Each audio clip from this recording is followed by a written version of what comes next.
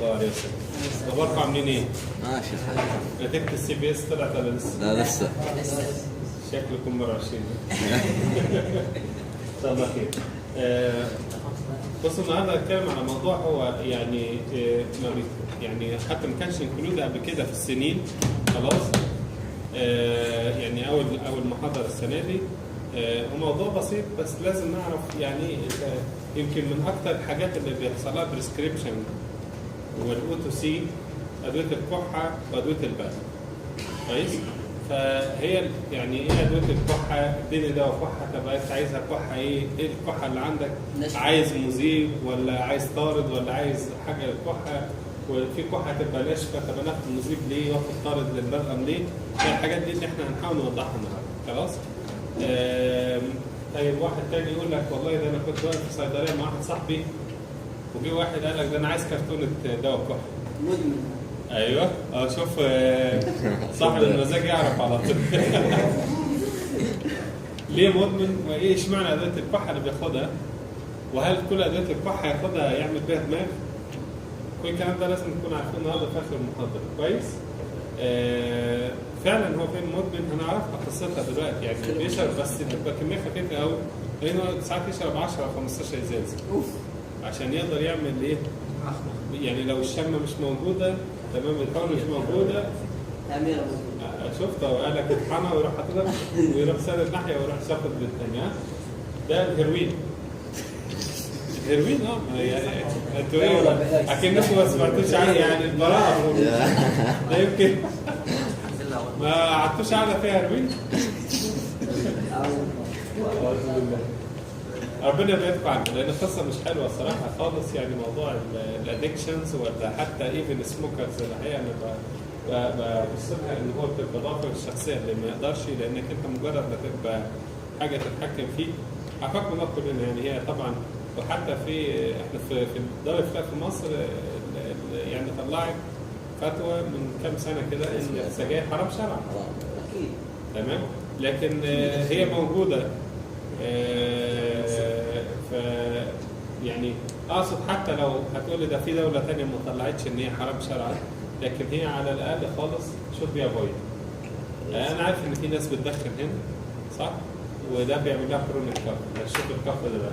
الكف ده عباره عن فيسيولوجيكال بروتكتيف ميكانيزم. فيسيولوجيكال بروتكتيف ميكانيزم يعني هو مش حاجه وحشه مبدئيا. هقول لك على حاجه كلكم بتطلعوا بره مش كده؟ وانت بتطلع بره ساعات تلاقي خاصه هنا في الجوف مشهوره قوي الجو يقلب تبص تلاقي بقى عجاج. مش بيسموها الجو يقلب بالتراب صح؟ صح. التراب ده لما بيدخل لو حتى اللي ما عندوش حساسيه ايه اللي بيحصل؟ تبص تلاقي انت دايما بالشمال تروح حاطط كده صح؟ عشان ما تخش يقول لك عشان التراب ما يدخلش. ليه؟ فالفكره لو انت ما معكش راح كده يعني مش لافف اي حاجه وتنفست دخل معاه تراب. الهواء بيبقى فيه تراب فعلا فاين بارتكلز ما تقدرش تخش او رمله فتدخل تبص تلاقي ايه بعد شويه كده الدنيا هديت وانت قعدت تكح شويه وطلع بلغم والبلغم ستريكت بالتراب يعني متغطي شويه مش كله تراب. ايه اللي بيحصل فيها؟ اللي بيحصل كالاتي ان الاير واي اهو كويس؟ برونكاي حتى يجي حتى تحت البرونكيولز الصغيره. لما بيحصل ان في بنسميها الفورم بوديز بلاش يعني تراب سجاير اللي مش هتقعد عليها دخان اي حاجه فتبدا تظهر الجسم يتعامل معاها كثلاث حاجات. اول حاجه يحصل برونكو كونستريكشن يعني تحصل دي في الشعب الهوائيه خلاص. بعد كده طب ده لو حصل دي الفكره كان داخل مثلا 100 بارتكلز فورم بوديز عايز اخليها 10 بس فبدل ما الايروي كده بخليه كده علشان يقلل الفورم بوديز اللي داخل. دي نقطه. طيب النقطه الثانيه لو دي نفعت خلاص كده لو دي ما نفعتش بص تلاقي ده بدا يعمل طبقه خفيفه جدا كده طبقه خفيفه قوي ده بنسميها سكريشن. والسكريشن هنا بنسميه سبيوت اللي احنا بنسميه البلغم. شو اسمه البلغم هنا؟ تمام. لما بيدخل اضطراب انا قللت الكميه اللي داخله، والكميه اللي دخلت اصلا هحاول بقدر الامكان ان انا اخليها تلزق هنا. يعني تبقى هنا على السطح، يوصل هنا يلزق، لان هي بتبقى سيريا. كويس؟ طيب فكرة انا دلوقتي عملت برونكو كونستريكشنز وعملت سكريشنز، وبعدين طب خلاص مسكت في التراب ولا في الفرمبلز؟ حتى الدست اللي هو بتاع فين اللي هو بتاع الظهور بتاع برضه بتعمل نفس الكلام. طب بعد كده يعني خلاص انا ضيقت ومسكت فيه، المفروض ده يخرج بقى، يخرج بالكف. بعد كده فكر الكلام ده كله ده يحصل ريفلكس، تروح واخده وخرجه بره، فبالتالي كده حميت الريسبيراتوري تراكت. فهمنا؟ ده يبقى ده بروتكتيف فيسيولوجيكال ميكانيزم. الايم بتاعه ان انا اعمل كليرنس للاير واي كويس من حاجتين، لا اما سبيوتم كويس او فورم بوديز او الاثنين. طيب الفورم بوديز تعمل سبيوتم، طب لو سبيوتم من غير يعني هتقول لي طب لو واحد عنده انفكشنز وما عندوش يعني قاعد في مكان فيه تكييف لكن عنده انفكشن كل شويه يطلع بلغم، برضه ده نوع من انواع زي فورم بوديز موجوده بيتعامل معاك نفس الطريقه. خلاص هو جمعه كده في بلغم فعايز بقى يخرجه، بص تلاقي كده ويروح مطلع ايه؟ ممكن ساعات يكح كذا مره، ساعات مره واحده تبقى كفايه، ساعات كل دقيقه يكح ويطلع حته بلغم، ولا ساعات يفضل يكح يقول لك افضل اكح لحد ما تطلع حته بلغم صغيره كده، افتح شويه بعد كده ارجع تاني. هذا الكلام ده بروتكتيف ميكانيزم اللي اسمه كف ريفلكس. طيب الكلام ده هتقول لي طب ما هتاخدوه او ما اعرفش خدتوه ولا لا في البرونكيال ازمه، ما خدتوهاش. نفس الكلام بس يعني ده بروتكتيف، لكن لو هو اكزاجريتد يعني لو ده مثلا بقى كده وبقى مثلا اليوم بتاعه تقريبا نصه رايح كمان بالديسبيوتم، ده معناه حصل بروتكتيف ميكانيزم بس اكزاجريتد، فبسميها هايبر سنسيتيفيتي اللي هي بنسميها برونكيال ازمه اللي هو الرب لا الشعبي، مش الشعبي ده يعني كل الشعب عارفه، الشعبي يعني في الشعب الهوائي، ما انا بقول عشان كده يعني هي بتقراها الرب الشعبي اسمه الرب الشعبي، الشعب يعني في الشعب الهوائي. خلاص؟ طيب ده اللي بيحصل بيبقى الكف هو عباره عن فيسيولوجيكال، الايم بتاعه ان هو يشيل الاكسس سكريشنز. يعني في الحالات العاديه واحنا قاعدين في سبيوتم لكن حاجه نورمال فيسيولوجيكال، لو زادت هتحتاج انها تطلع او فورم بوديز، بيحصل في فورس بالريليز فروم اير من اللنج. هنشوفها دلوقتي. بيحصل صادق اوبن انفولانتري، وغالبا ده يعني انت ما تقولش استنى طيب دقيقه عشان اكح كحه بتيجي فانت ما بتقدرش توقفها، غالبا تبقى انفولانتري. غير بقى لما انت تحس الريتيشن وتبقى دي غالبا بسيطه فانت انيشيت كده عشان تطلع، لكن الكحه احنا بنتكلم عنها غالبا بتحصل انفولانتري. خلاص؟ طيب ما هي لما نورمال فيسيولوجيكال بروتكتيف وما فيهاش مشكله، لكن ده انا بتكلم على الفسيولوجي، على في الفسيولوجيكال ميكانيزم. الموضوع ده لو زاد بتعمل انوينج للبيشنت وبتبقى سيمبتوم مهم جدا جدا جدا لازم نحله. طيب صار الهيتنج ممكن يصير بنفس الطريقه ايه؟ الهيتنج يعني التدخين طبعا ما هو ده الهيتنج ده في فورم بوديز داخل فبتعمل اريتيشن فتعمل نفس الكلام، لكن هي بتاخد لونج ران، وغالبا يعني اللي بيدخن اول سيجاره او اول شويه كده تبص تلاقي اول ما يشم يبدا يكح وبعد كده يتعود عليه، لكن تعود عليه بعد كده تحصل بقى المصايب الثانيه. كاف ريفلكس هو كومبلكس ريفلكس في سنترال وبريفرال بارت.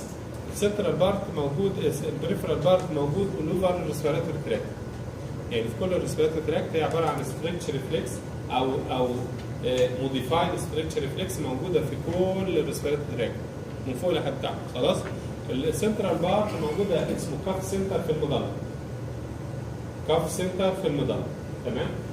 لما يحصل الروتيشنز بتعمل برونكو كونستريكشن، الكلام اللي احنا قلناه عن طريق اللي هي الكاف ريسبتورز.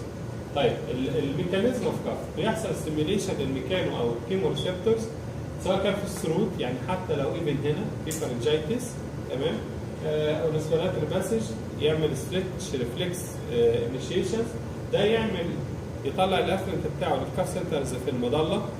كويس. لما يحصل الكاف سنتر يحصل له ستيميوليشنز يبعت افرنت تاني للمسلز بقى.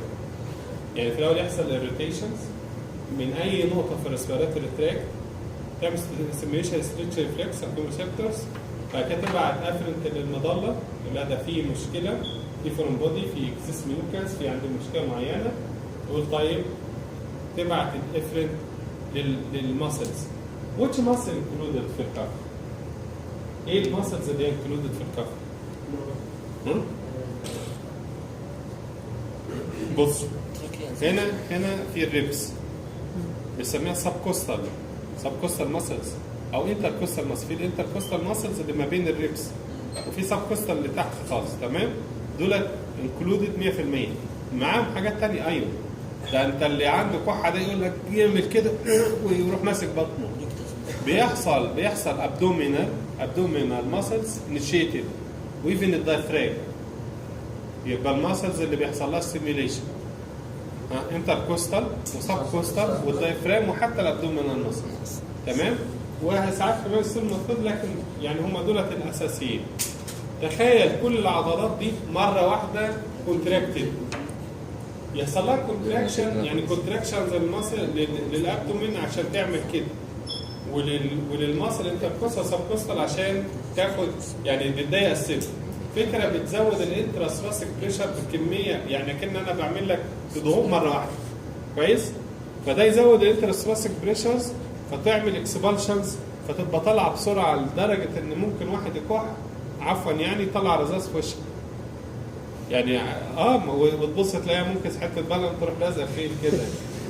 بيحصل لا كده، لو ما لحقش تبص تلاقيه بدا، لان هو اصلا قوه بتبقى قوه طارده غير عاديه. تمام، يبقى هو هنا بيعمل ستيميوليشنز للافرنت. يعني بتكلم على بقى كأنه مثلا ما شفتهوش قبل كده.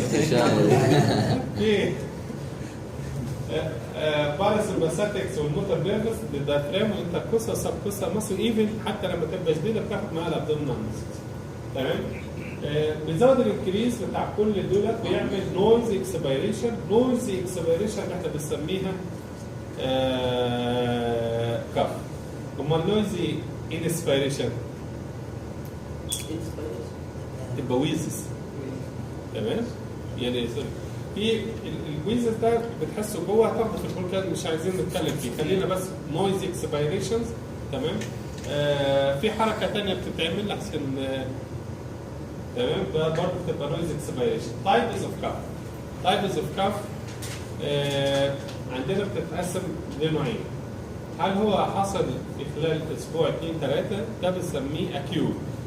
كويس، معنى في حاجه اكيوت يعني لسه جديده، ممكن يكون اول يوم لحد اول 3 أسابيع. كويس. طيب لو زاد الموضوع عن 8 أسابيع، عن شهرين، يعني يقول لك ده انا بكح الكحه دي مستمره معايا بقالها 3-4 شهور، ده انا اتعامل عليها ككرونيك كاف، معناها الكرونيك كوزز اللي ممكن تعملها. طيب هذا الموضوع طبعا يفرق جامد. يعني بدل ما ادور على اكيوت ستيج ادور على كرونيك، يعني ممكن ادور على برونكيتس، على لانج ابسس، على تي بي، على في الكرونيك كيسز. في الاكيوت هتشوف ريسنت انفكشنز حصل ايه، ممكن ابر ريسبيراتوري او برونكايتس او نيومونيا او برونكو نيومونيا او تراكيو برونكايتس. المهم تبقى حاجه موجوده جديده. خلاص؟ نعم. يعني ما يقدر يشخصها الا بعد ما يعدي مثلا 3 أسابيع. لا، لو هي بدايه، لو جالك النهارده هو بدا من امبارح دي اكيوت. لكن لو جاي لك بعد 3-4 أسابيع وقال لك والله عندي كحه ورحت للصيدليه كذا مره، مشيت للصيدلي اعطاني كم مره دواء كحه وما استجبتش عليها والكلام ده بقاله شهرين، يبقى دي دخلت في كرونيك. لكن لو جالك النهارده وعنده كحه دي اكيوت، بكره بعد معاك تحدي اول 3 أسابيع. تمام؟ طيب التقسيمه اللي احنا هتهمنا في الفارما علشان الادويه بتقوم عليها، لان ده الاكيوت والكرونيكس ده بيبقى انت بتدور على السبب وبتعالج السبب وجزء منه الكف. طيب سواء كانت اكيوت ولا كرونيك بتسال والله طيب الكحه دي ناشفه ولا ببلغم؟ تمام؟ لان بناء عليها تكتب الدواء. تمام. طيب احنا بنسال ليه اكيوت؟ لان الاكيوت بيبقى معاها سيمتومز ثانيه وتتطلب حاجات ثانيه ونفس كلام الكرونكس. خلاص. طيب الدراي كف عارفين الميتاليك يعني لو في حاجه يعني معدن ونخبط عليها كده تظهر صوت، هي ده الدراي كف. يعني معناها الاير واي كلير ما فيهوش سبيوتا، والكح الكحه لو احنا قاعدين في مكان مغلق يقول لك ده كحته بترن معناها ما فيهاش بلغم، دي اسمها دراي كف. لو بيكح وحتى لو ما بيخرجوش، وغالبا ما بيعرفش يخرجوا البلغم بس صوته محشرك كده، ده بنسميها برودكتيف كف او ويت كف. تمام. طيب ليه احنا بنقول الكلام ده؟ وليه انت بتقول لنا ده الكلام ده لحد دلوقتي فيسيولوجي؟ يعني احنا بيحصل سيميليشن ستريتش ريفلكس في الريسبيراتوري تراكت، وبعد كده يحصل يبعت للمظله كف سنتر، بعد كده يبعت افرنت. ليه الكلام ده كله؟ اقول لك مع علاج الكف حاجه من اثنين، يا اما حاجه بريفرال او حاجه سنترال. خلاص. والسنترال دي بتشتغل مينلي على الكف سنترز، يعني بمعنى ان انا لو اعطيت دواء عمل سابريشنز الكف سنترز معناه مفيش كحه. طيب السؤال دلوقتي سؤال، لو واحد عنده برودكتيف كف وجيت اعطيت له حاجه تشتغل على الكف سنترز وقفت له خالص الكف، ده حلو ولا وحش؟ زي الزفت. وفي روايه ايه سبيوتا ما يتجمع وبعدين هيبدا يسد في الالفيولاي ما بينها، ده ممكن لما يتجمع مع بعض يمسك مع بعض بنسميه كونسوليديشنز، معناها ممكن تدخل في نيومونيا، معناها بيحصل كومبليكيشن. عشان كده بنشوف هي دراي ولا طيب انا بعتمد على العيان يقول لك لا والله ساعات تجيب وساعات ما تجيبش. العيان بقى هو ليه عايزك تكتب كل حاجه، يعني فاكرك انت لما تقول له كده تكتب له حاجه، والله يبقى ساعات تجيب بلغم وساعات كتير ما تجيبش. طب امبارح والله في اول النهار جايبه وفي اخر النهار ما كانش عارف بقى ايه. فانت لازم ساعات الكلام ده بتحتكم بقى في السماعه بتسمع، لو الشيست كلير خلاص يبقى دي دراي مع الصوت اللي هو بيقول. لو هو قال لك دي دراي وانت بتسمع سكريشن جوه، لا يبقى دي برودكتيف، دي ما فيهاش كلام. خلاص. ودي سهله جدا جدا بالسماعه بتتسمع، لما تتعود بس شويه تبص تلاقيك بتسمعها عادي. خلاص. طيب most common cause of drugs هتلاقوهم تقريبا كل الديزيز بتاع الريسبيراتوري تراكت انفكشنز بتعمل. هي عندنا مثلا كومن كولد العاديه، ابر او لور ريسبيراتوري انفكشنز، حالات الالرجيك راينايتس. حد يقول لي طب الالرجيك راينايتس ده تبقى هنا ايه اللي دخلها كده؟ ايه؟ ممكن كومبليكيشن، لكن هي نفسها الالرجيك راينايتس بيبقى في حاجه تبص نيزل ديسشارج، اللي عنده حساسيه في الانف تبص تلاقيه بيبلع ريقه وبعد كده شويه، وكل ما يبلع ريقه يحصل نفس الكلام. ليه؟ الالرجيك راينايتس معناها في رينوريا او في سكريشن. ايوه بوست نيزل بيسمى بوست نيزل ديسشارج، بتتبلع بص تلاقي تعمل اريتيشن وتعمل كف. طيب السموكينج طبعا ده ما فيهوش كلام، كرونيك برونكايتس والبلمونري تي بي. البرونكيال ازمه تيبيكال زي كده وهتاخدوها بالتفصيل، تيبيكال زي كده. تمام. الجاستروسوفيجيال ريفلكس اللي عنده ارتجاع في المريء. ليه؟ هي بترجع الاتش سي ال بيرجع كده فبيعمل اريتيشنز للريسبيراتوري تراكت فتبدا يحصل كده.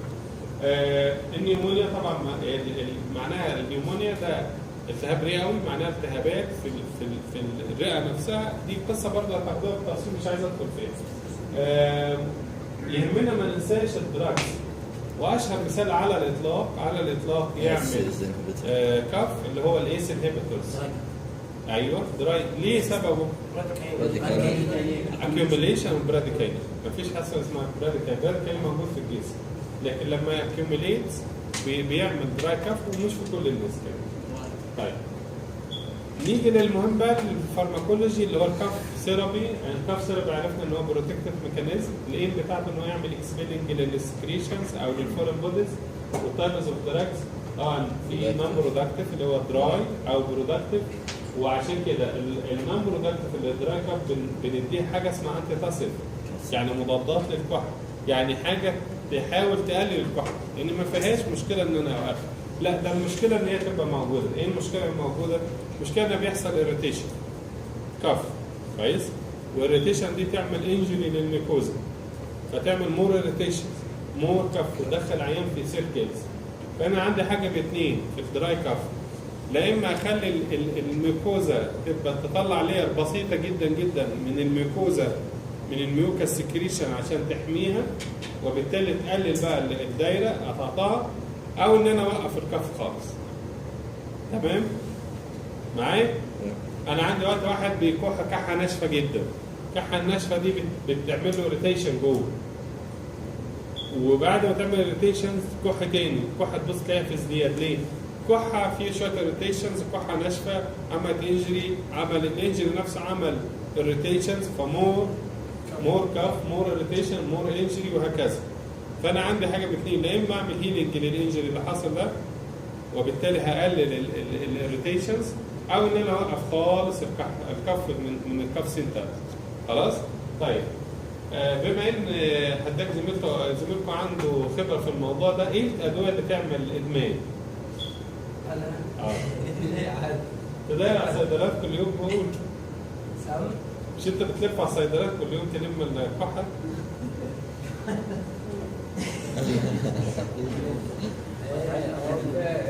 ايه الادويه اللي تعمل ادمان يعني؟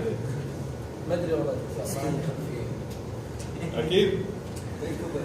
طيب تريتمنت اوف دراي كف، لا اما حاجه بريفرال او سنترال. البريفرال حاجه اسمها ديمارسون او ستيم انهاليشنز، هناخدها دلوقتي، او لوكال انستيكس وبنزوليتس.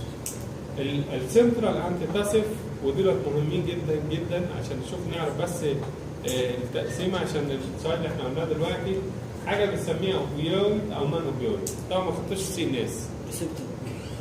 الريسبتور الاوبيويد ده ريسبتور موجوده في البرين، كويس؟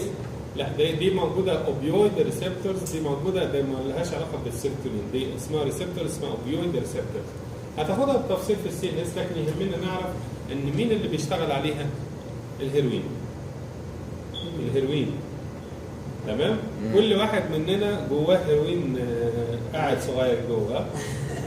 بس فعلا في، انت بتطلع في ريسبتورز، الاوبيويد ريسبتورز، وانت بتطلع شويه اندورفين كيفالنز اللي هم الريسبتورز، بيشتغلوا على الريسبتور دولت، عشان كده الالم ما بيزيدش لحد درجه ان هو يموتك.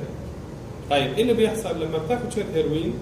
خلاص الجسم يبطل يطلع المورفين اللي جوه، فلازم تعتمد على اكسترنال سورس، وده بدايه الادمان يعني. خلاص؟ طيب الكلام ده كله بنقول ايه؟ عشان نقول ان في الاوبيويد ريسبتورز. طب ايه علاقه الاوبيويد ريسبتور بالادمان بالكحه؟ شكلها هي بقت صارت هردميس. ها؟ الاوبيويد ريسبتورز موجوده في البرين، موجود بيشتغل عليها البوتن ستيمولانت هو المورفين. والمورفين موجود في الصيدليات، حقنه اسمها مورفين، مفيش اي مشكله خالص، بتتاخد كبين كيلر، يعني بوتنت فيري بوتنت انالجيزكس لحد هذه اللحظه. يعني المورفين اسمها مورفين في السوق، مثلا ريسبيراتوري باراليسيس بتعمل حاجات كتير قوي، بس لو انت محتاجها ومش كونتر انديكيتد بتبقى احسن واحده. يعني بتعمل، احنا بنقول ان هي بتوقف ريسبيراتوري سنتر، تمام؟ لكن في نفس الوقت فيري بوتنت انالجيزكس، بيسميها في السوق بين كيلر، حتى في الطب معروفه بين كيلر مورفين. خلاص؟ شغل اوبيويد ريسبتور. برضه القصه ايه علاقتها بالكف؟ برضه المورفين بيمسك في الكف سنترز، بيعمل سبريشن كف سنترز في المدار. فمع الحاجات الثانيه اللي بيعملها بيعمل ستوب للكف. يعني هو سنترال انتي. ماشي؟ طيب السؤال دلوقتي يا سامر، طب واحد عنده كف دراي هديله مورفين، ما برضه اقول له شم هيروين؟ ما هي كده يعني. ما هو المورفين هو يعني نفس الكاتيجوريز بتاع الهيروين بالظبط. هقول لك لا، بس هو مثلا دلوقتي سي واحد عامل عمليه، واحد عنده مشكله وراقد في السرير وعنده كحه دي دراي كف، وبياخد مورفين، خلاص يبقى هو ده هيشتغل كانالجيسكس وانتي تاسف. اتفقنا؟ سي مثلا واحد عامل عمليه فتاء اللي هو الهيرنيا، او اي مشكله في البطن، وانت مش عايز الكح، لانه لو كح الجرح هيتفتح تاني. مع الكحه دي بتزود انتر ابدومينال انترسوس بريشر، معناه ممكن يفتح تاني. فبتدي انالجيزكس يهدي في نفس الوقت يوقف الكف سيرم. طيب الاوبيويد ريسبتورز فيري فيري بوتنت انتي تاسيف سنترال، لان بتعمل انهبيشن للسنترال كاف سنترز اللي هو موجود في المظله. طيب سنترال انتي تاسيف ممكن تبقى اوبيويد ونون اوبيويد. النون اوبيويد زي البنزونيتس كلورفينكولز واكسيلوتينز. الاوبيويد هل كلهم يدمنوا؟ ايوه. لكن سوري ناركوتكس دول فيهم حاجات هايلي ادكتيفز وليس ادكتيف، والاوبيويد فيهم نون ناركوتكس يعني تبع الاوبيويد لكن ما يعملوش ادكشن. طيب دي زي الديكستروميثورفانز والناركوتينز. ناركوتينز قريب من المورفين لكن ما يعملش ادمان. وطب بيعمل سبريشن للكاف سنترز؟ ايوه. قريب من المورفين؟ ايوه، لكن ما يعملش ادمان. عشان كده الصيدلي لما يبقى خبره شويه يجي واحد يقول له انا عايز الدواء الفلاني اللي لونه اصفر، يستعبط عليه شويه، هو عايز يوصل لحاجه من دول اللي هو الناركوتين. طبعا الهايلي ادكتيف دول هناخدهم دلوقتي اهو. خلينا نبدا باللي هم السنتر الاول ونرجع تاني. اللي هو الهايلي ادكتيف لو ناركوتيك ادكتيف دراجز زي المورفين والميثادونز والهيروين دول امبوسيبل او دي نيجلكت ان احنا نكتبهم كانتي تاسيف سنجل، مش في انديكيشن تاني اتس اوكي، لكن هم لوحدهم يعني فيري فيري رير. ممكن استخدمهم ايوه لو في حاجه اعنف من كده والكف هتعملها كومبليكيشن، لكن ما حدش يجي يروح كاتب مورفين حقنه كل يوم كل 12 ساعه عشان يوقف. ممنوع هذا الكلام، نقطع على الايد على طول. عارفين ليه؟ المورفين ده اصلا جدول مخدرات. عارفين يعني ايه جدول مخدرات؟ جدول المخدرات ده معناها ممنوع يتصرف الا بروشته ومكتوبه بخط الايد ومكتوبه الجرعه، يعني ياخذ يعني كده بالعربي والانجليزي ياخذ حقنه واحده الان، وتاخد منه الروشته تشيلها في الصيدليه ما يرجعش بيها عشان ما يصرفش في مكان تاني. والمفروض لو في مستشفى الامبولات نفسها ترجع للديبوزيت، يعني مش ياخد الامبول ما ترميش في الزباله. واخد 10 امبولات يرجع 10 فوارغ. امين؟ وعشان ترجع تاني عشان ما يبقاش مصدر للادمان. طيب دول زي اللي هم ناركوتيك ريلاتيف للنون ادكتيف، بس هل بتعمل ادكشن؟ ايوه. نفس درجه المورفين لا، لكن ستيل هافينج ذا ريسك ان هي تعمل ادكشن. وزي الكوداينز مش هيروين، كوداينز، وده موجود في ادويه كحة. هم دولت يا ايوه لما تيجي تسال هتسال على دول كودايين فوسفيت انداي هيدرو كودينوز. خلي بالكم الادمان في المورفينز ياخد حوالي 14 يوم متصل خلاص تبقى مدمن. يعني الموضوع ما ياخدش اشهر والكلام ده. يعني المورفين لو حد خده مده 14 يوم ادكشن. ادكشنز معناها مدمن زي ما بتشوفوه في التلفزيونات كده. وعشان يعمل وذرول منه يعني بتبقى عذاب ما بعده عذاب، وعشان يكمل فيه يبقى حياته انتهت على كده. تمام؟ يبقى ده اللي هم الناركوتكس ريلاتيف ادكتيف اللي هو زي الكوداينز او هيدروكوداينز. طيب السؤال، العيان او المدمن بيروح ليه الصيدليه يجيب الحاجات دي؟ ليه؟ عشان يعمل دماغ. طيب الكميه اللي موجوده ما تعملش دماغ الحقيقه، يعني ده حاجه بتبقى حاجات يعني لا تصبر وما تبقاش بيور، بتبقى مخلوطه على سيرب وبتاع. فهو يضطر يروح شارب له بتاع 10 ازايز 5 ازايز اللي يقدر يجيبه عشان يقدر يوصل طبعا الكلام ده لو واحد جالك انا عندي كحه وكتب لي دواء معين وعامل بيعمل لك جايدنج لده، اعرف على طول ان هو في مشكله عنده. فهمتوا؟ ليه انا بقول لك انت مش هتصرف دواء من الصيدليه لكن هتكتب، وشدتك دي ممكن يلف بيها على صيدليات عرعه وسكاكه وفريات وبتاع ويتجمع ويشرب، صح؟ فانت لو عيان مصر على نوع معين من الدواء خد بالك ان هو ممكن يكون ده دواء الكحه ده يعمل ادمان، وغالبا هو ما يبقاش عنده الموضوع، بيكون موجود بيها مجرد بس ما ياخد بريسكريبشنز من واحد يمشي بقى على اي صيدليه عايز الدواء ده عايز الدواء ده عايز الدواء ويدوا له عادي. اتفقنا؟ طيب طبعا امال هم عاملينها ليه؟ طالما هي بتعمل ادمان لان هي قويه جدا كويس؟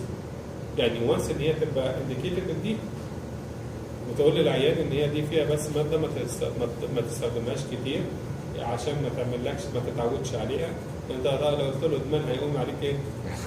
طيب نون ناركوتكس ادكتيف، نون ادكتيف معناها ما تعملش، ما هياش تبع الناركوتكس وما تعملش ادكشن، معناها فري ما فيهاش اي مشكله خالص. زي الديكستروميثورفان ده اشهر حاجه، ناركوتينز او بنزونيتس. الاسماء مهمه لان بتيجي الام سي كيو كده. Which of the following is non-narcotics non-addictive? Which of the following is narcotics relatively addictive? تمام؟ Which of the following is narcotics addictive antitussive drugs؟ سهلين. مورفين، هيروين. يعني لان هي اصلا محاضره صغيره فهي اللف فيها والدوران مش كتير. طيب التريتمنت بتاع البروتكتيف كاف، سوري دولت السنترال، ده احنا بنتكلم عن دراي كاف. هنرجع بس اللي هو البريفرال، ده سنترال، معناه ان انا بوقف الكاف سنتر، معناه مفيش كاف على الاطلاق.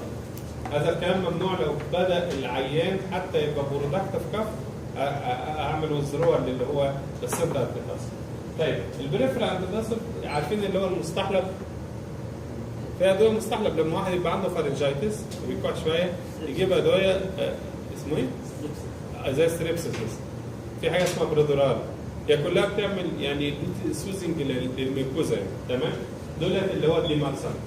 ستيم انهاليشنز يعني ساعات تزود الميكوزا يعني تزود الميكوزا، بتعمل شويه بروتكتيف ميكانيزم، بروتكتيف حاجه بسيطه قوي، ما حدش يقول ان هو يطلع بلد مش هيطلع، لكن هي الفكره انا عندي الميكوزا متعريه خالص، وكل ما تعمل كف تعمل انجري للميكوزا، مايند انجري. انا لما اعمل بروتكتيف ميكانيزم يعني لايرز عليها معناها مش هتتعور، معناها مش هيحصل ريتيشن تاني. خلاص؟ طيب ستيم انهاليشن نفس الفكره، عارفين ما اعرفش هو الرجاله الكبار بيسموهم شيبه صح؟ ايوه. طب الستات الكبار؟ عجايز. العجايز ساعات يعملوها، يقول لك بس هات شويه ميه وخد نفس، خد البخار ده وتدفى كويس وخلاص تخف. ليه؟ فالفكره لما تبقى دراي فعلا تنفع.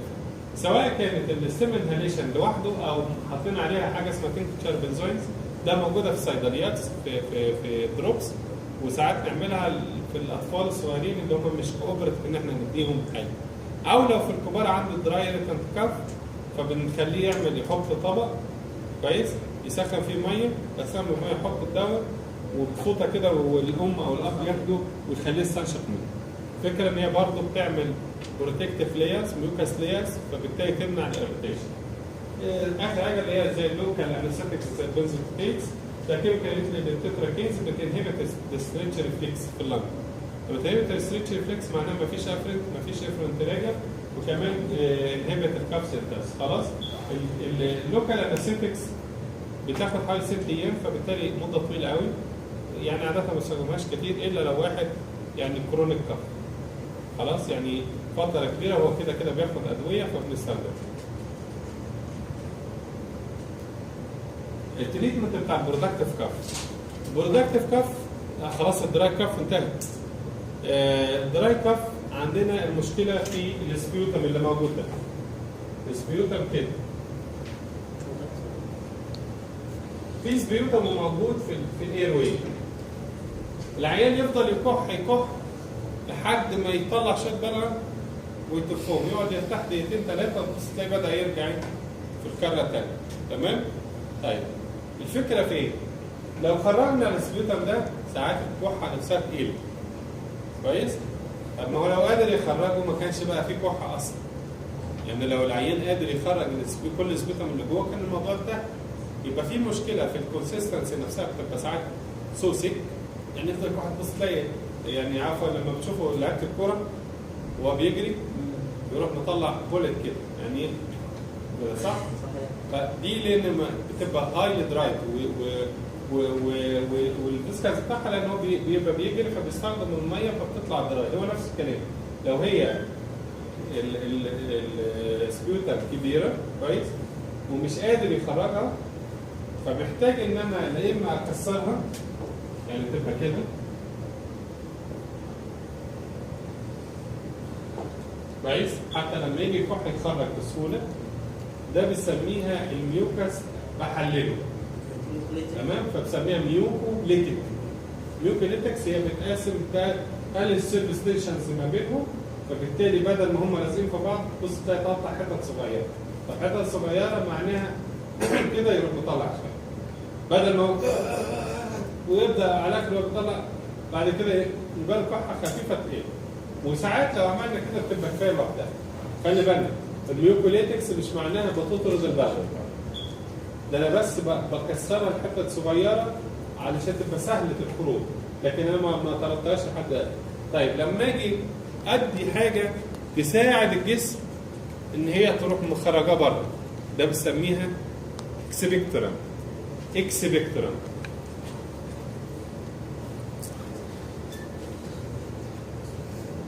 اكسبكتورنت معناها حاجه قد يكون الاكسبكتورنت دي تقلل، يعني تقلل الحجم بتاع السبيوتر، بس برضه بتحاول ان هي تخرجه. اكسبكتورنت تشوف على اي دواء بتاع كحه هتلاقي مكتوب عليه كده مذيب وطارد للبلغم. معظم الادويه في ميوكوليتكس لوحدها، بس لو هي مشكلته انه بس مش يعني ايه بيفضل يكح لحد ما يطلع كميه كبيره كده، فمجرد ما تديله حاجه تدوبها خلاص الموضوع هو حتى كده وخلاص. تمام؟ يبقى في ميوكوليتكس واكسبكتورال، وفي ادويه كتير جدا بتخلط الاثنين على بعض بيبقى ميوكوليتك واكسبكتورال، بيسموها في السوق مذيب، ده لوحدها اللي هو ميوكوليتكس.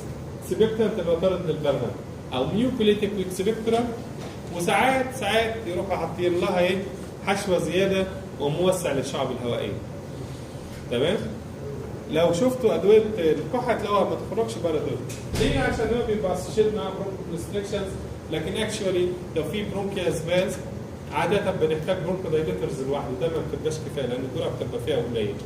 طيب الاكسبكتورانت السيداتيف اكسبكتورانت هي بتعمل سوزنج لانفليمد ريسبيراتوري تراكت باي ستيميوليتنج سكريشن بروتكتيف ميوكس. خلاص؟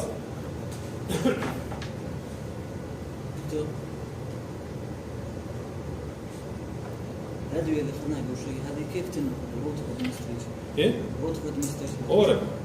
كلها حقن؟ لا اورال. اورال يعني انت قصدك على انه فيهم؟ كلهم اورال، سواء كان سيرب او برشام. تمام؟ وهو دولت نفس الكلام. طيب هي بتعمل تيجي على اللايرز على الكونكاي نفسها، بتعمل طبقه خفيفه قوي تحميها، وفي نفس الوقت تعمل ديكريز الكاف فريكونسي. يعني بدل ما كان بيكح مثلا يعني 20 مره عشان يطلع شد البلغم، بيكح مره او اثنين وخلاص. اتفضل. كلهم اورالي حتى المورفين. مورفينز احنا قلنا ده ما بيتعطاش في الكح، المورفين ما بيتعطاش اورالي خالص، ده انجكشن بس. خبره يعني ما يقولش النقطه دي وما خدش السن لسه اللي حد عارف المورفين كويس. المورفين ما فيش منه اورال، لكن في مشتقات وفي منها حاجات اورال، لكن المورفين نفسه ما فيش اورال. طبعا الهيروين انتوا عارفينه باودر، يعني بودره وساعات بتتدوب وتتحقن، بس دي خطيره بتعمل امبيوتيشن معاك. عارفين الموضوع ده ولا لا؟ ايه من اقول لكم عليه. ساعات انت الخبره ايه؟ طبعا ده انا شفت كل الكلام ده. اللي شفنا امبيوتيشن ناس بتيجي بامبيوتيتد ارم او ليج ماسك مورفين، وهو كان بياخد مورفين حقن، طبعا بيبقى مغيب يعني خالص.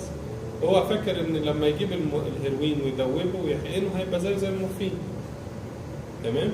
والمورفين طبعا الهيروين ممنوع التعاطي يعني الدواء كده لانه بيبقى انسولوبل، فبيديها غالبا بيدخل في ارتري مش في فين، ويحقن تعمل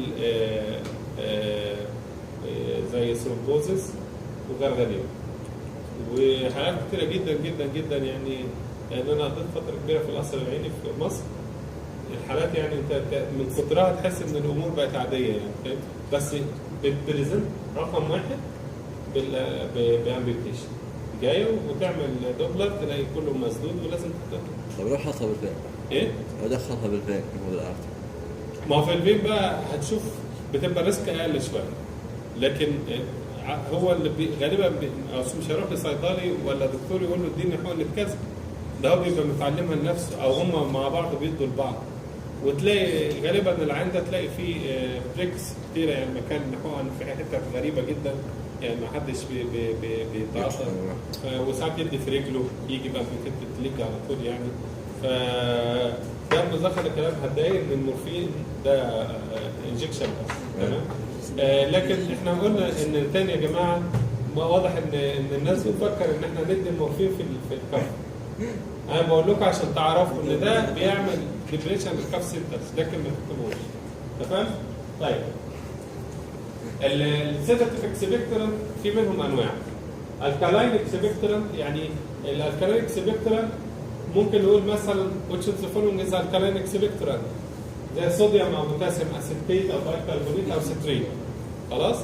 طيب هما الفكره انه ده الكالاين لما يدخل بيتحول لبايكارب في الجسم، والبايكارب ده بيدخل يزود الالكالاين ريزيرف فيزود البرونكيال سكريشن، ولما يدخل جوه في السكريشن نفسها بيعمل له ديزولفينج البايكارب. خلاص؟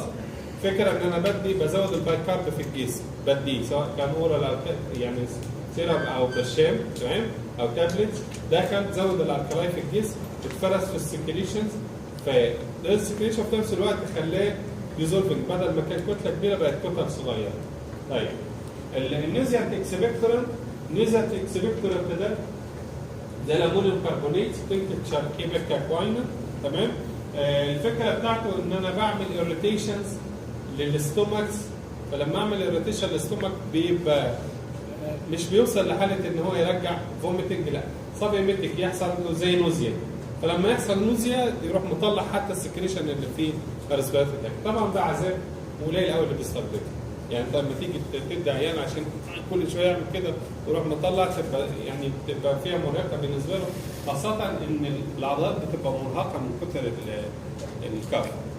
لكن نعرف ان هو بيشتغل عن طريق الروتيشنز للنيرف اندنج في الاستومكس، تعمل ريفلكس برونكال سكريشنز، فهو بيتعاطى مش عشان يعمل نوزيا، مش عشان يعمل فومتنج، عشان يعمل نوزيا، ودي بنسميها سب ايميتيك دوز. يعني لو الدواء اللي بيعمل ايميزز 1 جرام بندي مثلا ربع جرام او 1 من 10 جرام، ده يعمل نوزيا لكن ما يعملش فومتنج، سميت السكريشنز، وبالتالي يزود الاكسبكتوريشن. صالحين اكسبكتورنت، ودي مهمه ليه؟ لان هي عباره عن ملح اليود، سواء كان صوديوم او بوتاسيوم او يودايد. اليود فين يا نواف؟ الايود بيحصل له ستورج فين؟ الثيرويد. طيب لما بدي هنا الايودايد اللي هو صوديوم او بوتاسيوم ايودايد بنسميه سالاين اكسبكتورا، ده بيروح يحصل له سكريشن في كل السليفري والبرونكال سكريشن. طب لما يحصل له زود السكريشن ولما يدخل اليود جواه بيعمل ليكوفيكيشنز ليه. خلاص، وبالتالي تبقى سهل ان هو تنطرد. معلش الايودينز اللي هو صوديوم او بوتاسيوم ايودايد ده اسمه سالاين اكسبكتورا، بديه بيحصل له ابزوربشن، يتوزع في الجسم، ينزل في البرونكال سكريشنز، في كل السكريشن سليفر او برونكال، لكن هنا يهمنا البرونكال سكريشن. لما يدخل جوه السكريشن بيعمل لها ليكوفيكيشن، تمام؟ يعني تبقى خفيفه، سهله ان هي تدخل. خلاص؟ طيب الكلام ده عشان هو ايودايد معناها ليه علاقه بالثيرويد جلاند. لما اليود يزيد في الجسم معناها الثيرويد اكشنز هتقل شويه، معناها هيأثر على الثيرويد جلاند اكتيفيتيز. ماشي؟ دي حاجه. الحاجه الثانيه اليود معروف انه ممكن يعمل حساسيه، يبقى الريك رياكشن عاديه او حاجه اسمها ايوديزم. هناخدها دلوقتي. ايوديزم ده بص تلاقي العيان بينزل سكريشن من كل حاجه، لاكريميشن وراينوريا سلايفيشن كده، تمام؟ ناخد بالنا السلاين اكسبكتور اللي بيتاخد فين؟ في حالات الكرونيك برونكايتس، في حالات الكرونيك برونكايتس، لكن ممنوع ان احنا نديه في الاكيوت. طيب نشوف السايد افكت بتاعته الرجيك رياكشن، وده عاديه واللي احنا ذكرناها هنا لان الايودينز معروف انه ممكن يعمل حساسيه. لكن لو واحد عنده الرجيك رياكشن من الايودينز ده بيدخل في حاجه اسمها ايوديزم. ايوديزم مش هي بتدخل ويحصل لها سكريشن في كل السكريشن سواء كان سليفري او برونكيال، يعني تدخل في السكريشن بتاعين تزود اللاكريميشن، ده تروح على على الانف الناس حنفيه واشتغل تمام. على حتى على السيالودينايتس يعني يزود السليفري سكريشنز مع التهاب في السليفري جلاندز، اسمها سيالودينايتس.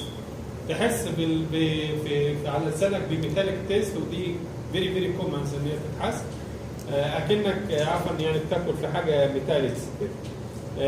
تنتهي بموضوع نوزيا فوميتنج وايفن حتى دايريا. طبعا عشان هي ايودينز انترفير مع الثايرويد فانكشنز، لو النسبه زادت شويه ممنوعين ان احنا نديهم في الاكيوت برونكايتس، لكن نديهم فين؟ في الكرونيك. الكرونيك بيبقى معاه من الكاركترستكس ليها ان هو بيبقى معاه سكريشن كتير قوي. تمام؟ طيب ممنوع كم اتفضل. على السلايم بس. سلايم بس. طيب ممنوع ان احنا نديه في البلمونري تي بي. طبعا ما خدتوش برضه البلمونري تي بي، لكن حاجه بسيطه قوي بتفيدنا هنا.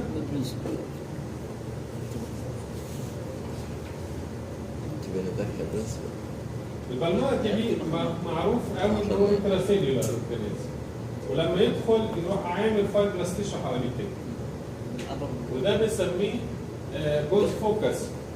تمام؟ وكيزياس في النص دي الباثولوجي بتاعته، لكن يهمني هنا ان هو بيكون فايبرس تيشو حواليه، وهو بيبقى جوه، وفي جوه ده بيبقى كيزياس تيشوز. طيب معناه ده كل الفكره ان هو بيكون فايبرس تيشو حواليه، كويس؟ طيب الافضل في العيان ده ان انا احافظ على الفايبرس تيشو اللي هي سجناه جوه، ولا افكها عشان يبدا يخرج؟ يروح فين؟ ده هيخرج هينتشر، لو راح للبلاد هيعمل بلاد سبريد، لو الليمف هيروح يعني ممكن تبص تي بي من جايتس تي بي.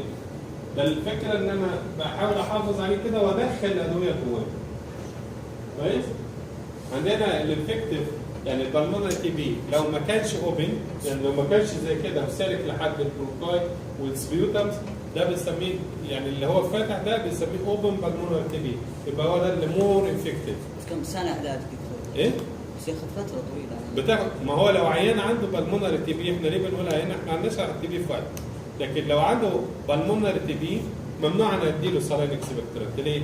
الايودين بيعمل ديزولف للفايبرس تيشو اللي حواليه، يعني بيحوله لاوبن بالمونري تي بي، يعني يخليه يعمل ديسمينيشن، يعني يعمل سبريد للاورجانيزم. خلاص؟ طيب اخر حاجه اللي هي الستيمولانت اكسبكتورنت زي التيروسولايتس والتيروكوين هيدريز، سيميوليتد هيلينج وريبير في الكرونيك انفليمد ميكوزا، ودي ليها وضع معين لان هي بتزود الديكريز الاماونت السبيوتنس، وليها ديودرنت اكشنز. ديودرنت اكشنز العيان اللي هم الكرونيك غالبا اللي هم عنده حاجه اسمها برونكيكتسس او لانج ابسس، بتبص تلاقي عفوا لما تقرب منه تلاقي ريحه السبيوتم بتاعته ناتنه شويه لان بيبقى طالع معاها بص. فلما بستخدم السيمولانت اكسبكتورنت معاه، يعني بالاضافه ان هو بتقلل كميه السبيوتم والسكريشنز، بتصلح الريحه دي. ليه؟ لان هي ليها انتيسبتيك اكتيفيتيز. خلاص؟ فعشان كده بنستخدمها في حاجه اسمها سابيورتيف لانج ديزيز. سابيورتيف لانج ديزيز معناها الديزيزز اللي في اللانج اللي بتطلع بص. اشهر حاجه على الاطلاق اللي هو اللانج ابسس، ومعاه حاجات ثانيه زي البرونكيتس هناخدها بالتفصيل يعني. اخر حاجه اللي هو الميوكوليتكس. الميوكوليتكس ده حاجات بتبقى سيرفيس ستيشنز، وبالتالي بدل ما هم لوكشه واحده خليهم كذا واحده. خلاص؟ طيب ما ننساش ان هي ميوكوليتكس يعني دواء بس، يعني ما تنفعش تطرد.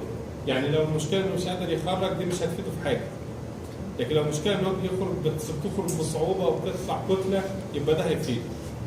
ده نوت رو اكسبكتورنت، اللي هي لما تقلل الافكاسي شويه، لما تقللها ممكن هو نفسه الكف بتاعته تخرجها. الصدم ملهاش علاقه في الاكيوت او كرونيك برونكايتس، ليها علاقه هل في سبيوتم سميك مش قادر يخرجه ولا لا. طيب الامثله بتاعتنا عندنا بروماكسينز وكاربوكسي ميثايل سيستين، وده مشهور قوي في السوق اللي هو الكاربوكسي ميثايل سيستين، حتى في منه ساشيت يعني زي بواكب كده فواره للناس اللي عندها سبيوتم بياخدوه، او جانفيسينز. سايد افكت على حسب لو هي ليكويد او تابلت، يعني ممكن تاخد ده ليكويد يعني شراب او تابلت. لو شراب بتعمل فريسنج سبازم ونوزيا وريش، لو تافس ممكن تعمل نوزيا وشويه ضرية. طبعا النوزيا والاسبازم والكلام ده حاجات بسيطه، يعني مش مثلا هو اللي يخليني ان انا ما اخدهوش، بس بتبقى ممكن اسوشيتد معاه. ده كل اللي ممكن يتقال على الكاف ثيرابي ميوكوليتكس واكسبكتورا. طبعا مش متوقعين المحاضره ده بتخلص. هي بسيطه بس لازم نحفظ الاسماء ما تلاحظ ونحفظ فيها مكانهم بالتقسيمه، لان هو الاسئله هتيجي كده.